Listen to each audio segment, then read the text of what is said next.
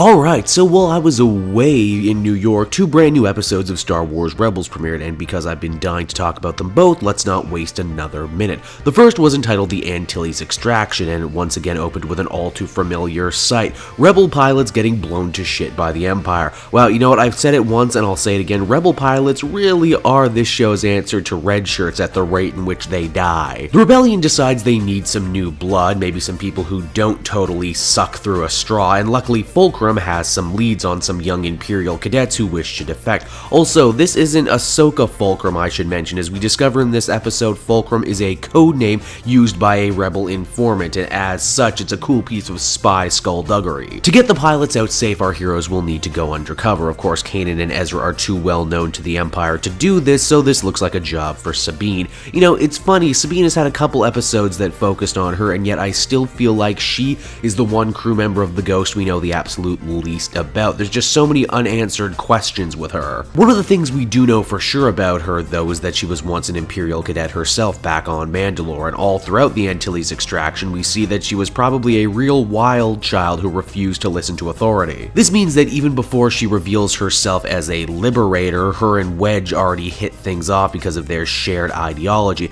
Wedge, as we can see, just wants to fly ships and doesn't really want any part of the Empire's cruelty. I gotta applaud the writers for showing so much restraint when it comes to Wedge. In a lesser show, he would have shot off right away about Tatooine and being friends with Luke growing up, but thankfully that's left unsaid here. Beyond that, most of Wedge's expanded universe backstory does indeed seem to be intact in this episode. We also get some fun stuff this episode with Ezra, who gets a bit upset that he had to sit on his hands for this mission. In fact, when Kanan tells him, "Geez, kid, you can't go on every mission," I couldn't help but feel like that was the writer saying to the audience, hey, not every episode can be Jedi focused. Agent Kallus also got some noteworthy development this episode as he paid off his debt to Zeb, allowing our heroes to escape. I still hold out hope that Kallus might actually do a face turn by the end of the series and join the good guys at some point. The episode culminates in a big giant escape with lots of impressive ship battles and explosions, meaning that the Rebellion is now one step closer to the formation of Rogue Squadron and the mission that will one day famously destroy the Death Star, which is pretty freaking cool. Now, as far as the newest episode, which aired this week, that was called Hera's Heroes, an obvious play on the famous Hogan's Heroes TV show.